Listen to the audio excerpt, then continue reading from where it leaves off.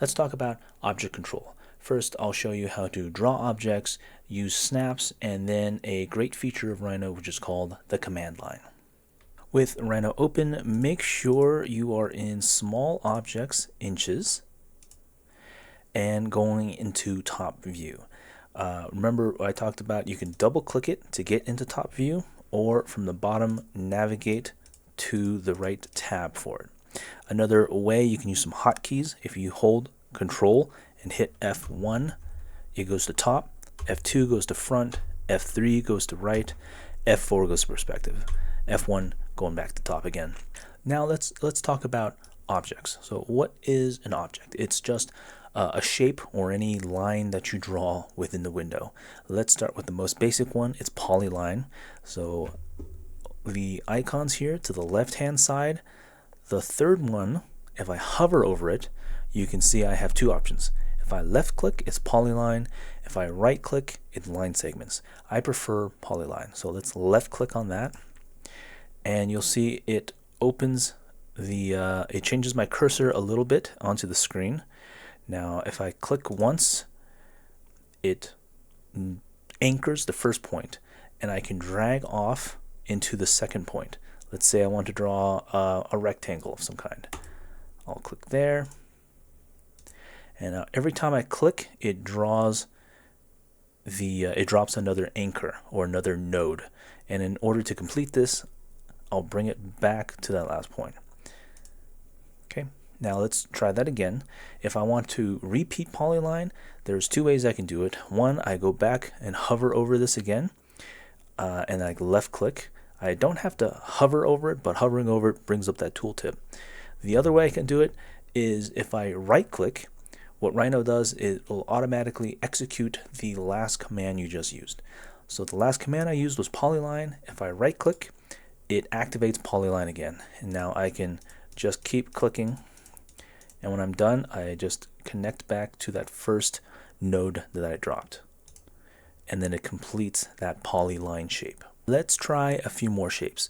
I'm going to use my mouse wheel, pull it back to zoom out, right click and hold, and then drag. Right click, hold, and drag. I'll open up a new space here. Now let's try and draw a circle.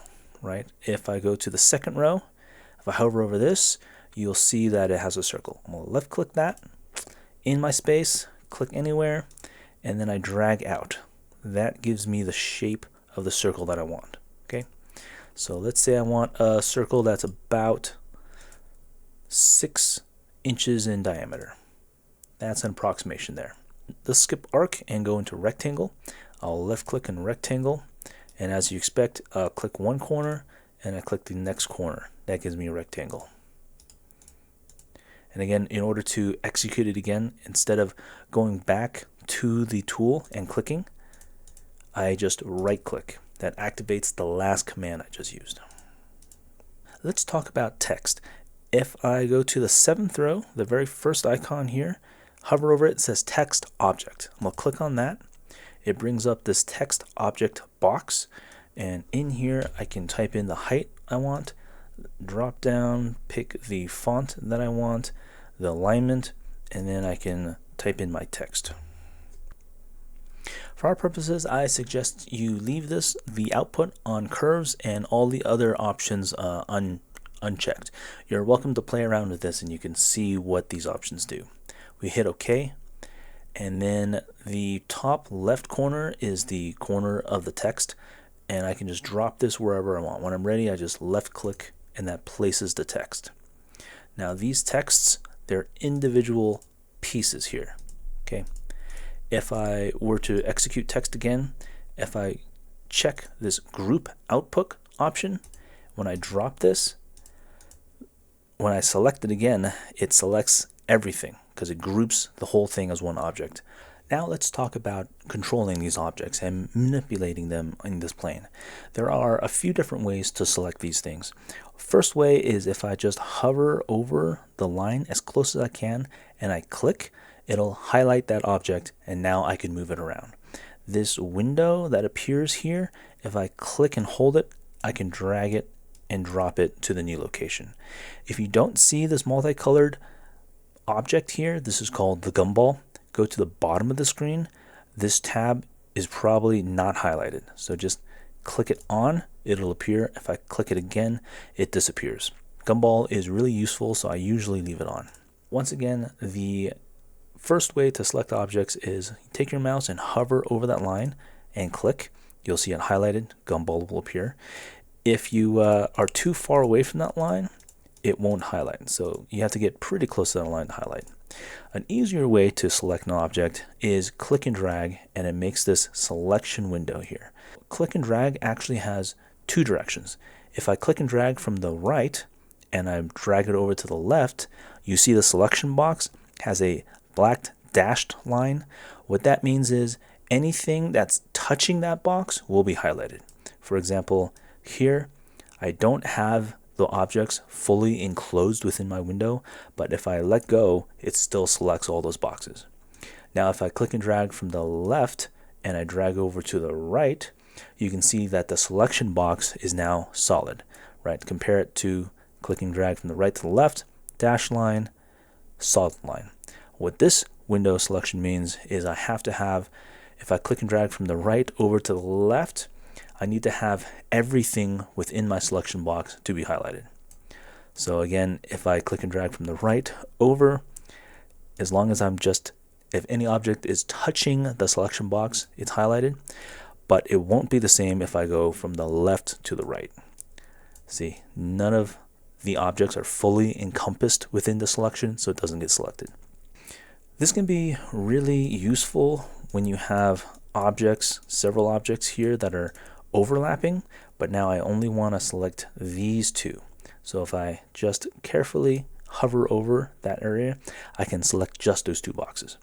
I can also click and drag from the left to the right, and I can select just these two without selecting that one. It takes a little bit to get used to, but it'll come a lot more naturally as you go. Let's talk about snaps. Snaps are a key feature of Rhino. You can find them all at the bottom of the screen. The ones that we're going to use the most are going to be Grid Snap, Ortho, Osnap, SmartTrack, and Gumball. To turn the snaps on, you have to hover over it and click. When it's highlighted like this and the text is bold, that means it's active. So let's talk about Grid Snap. Grid Snap, if I go back to my polyline, what Grid Snap does, it snaps to those grid increments. With Grid Snap on, I have to go to the points, these 1/4 inch increments. Now let's talk about Ortho. If I turn this on, what Ortho does is it snaps you to one of the X or Y directions. It's an orthogonal snap. So let's drop my polyline. Now you can see it doesn't allow me to do anything but something in the X or the Y shape. I usually leave Ortho off as a snap because there's a hotkey that I can just turn it on automatically anytime I need to. For example, I have no Ortho here, but if I hold down the Shift key, it forces my next line to be orthogonal. So because of that, I usually leave Ortho off, and if I ever need to draw something orthogonally, I'll just hold Shift. We're going to skip over planar and go into Osnap. Osnap actually has subtoggles that we need to turn on. So if I turn Osnap on, move over to the left side here, you'll see a bunch of subtoggles that we can turn on. The ones I use the most are end, near, mid, and intersection. So with Osnap on, I have end, near turned on.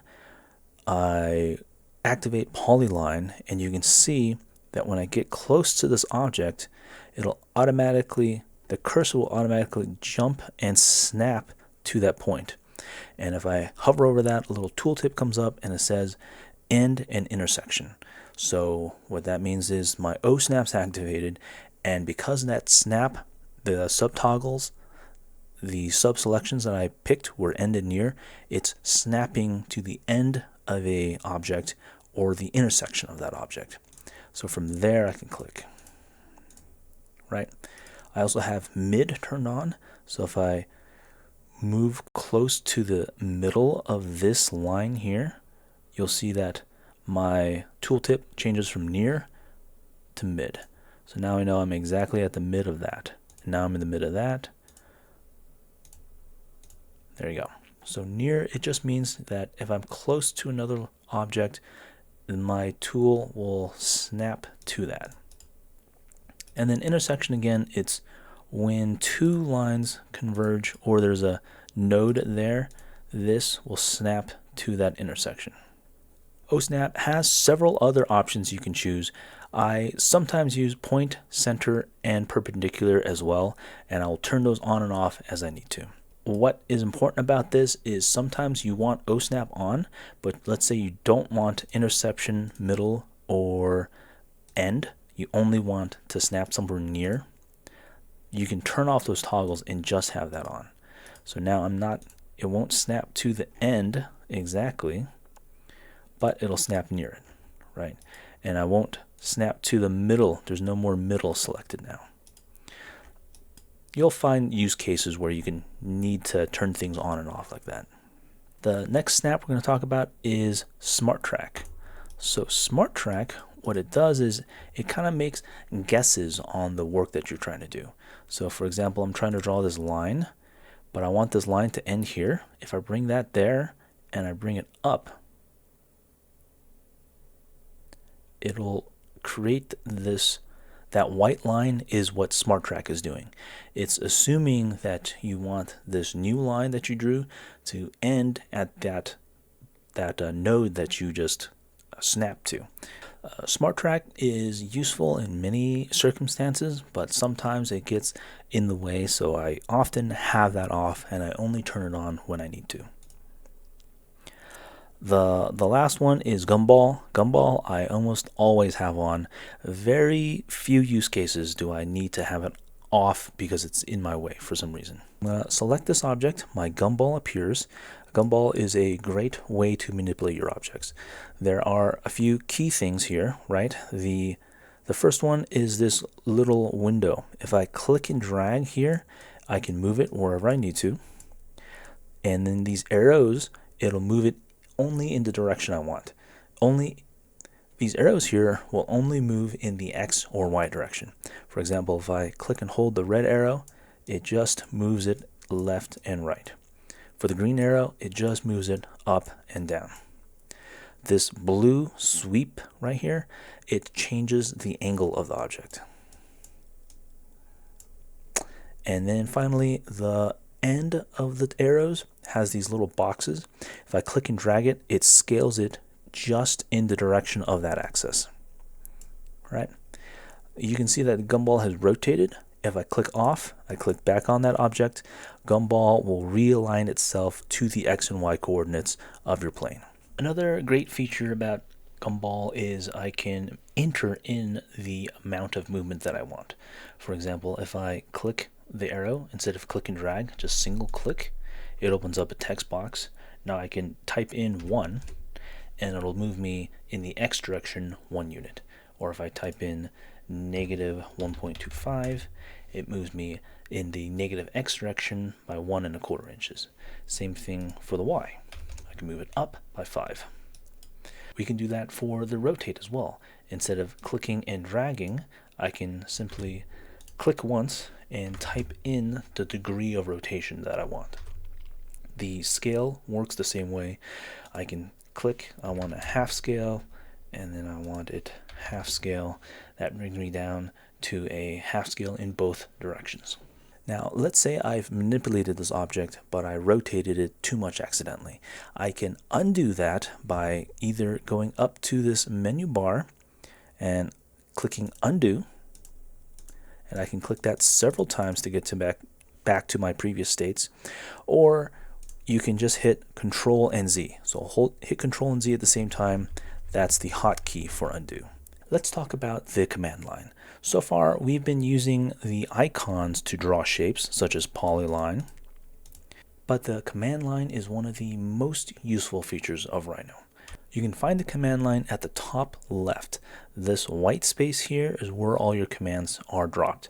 You don't need to click into it at all. It's always active. So anytime you type anything, it'll drop it into that command line. For example, if I want to execute polyline and I know the command, I can type in polyline, and then two ways to activate it. I can either come over here, highlight, and then click. That activates polyline. Or I can type in polyline, right click, and then that activates polyline as well. Once again, if I want to do polyline one more time, instead of typing it in, I can just right click. Right click activates the last command you just entered. There's three major reasons why command line is really useful. One, it has an autocomplete feature. So for example, if I want to use polyline, I can just type in PO, and then it'll have a drop-down menu of all the different commands that start with PO, but it'll start remembering some of the commands that you use the most often. So I've used polyline a lot. I typed in PO, and it's auto-completed polyline for me.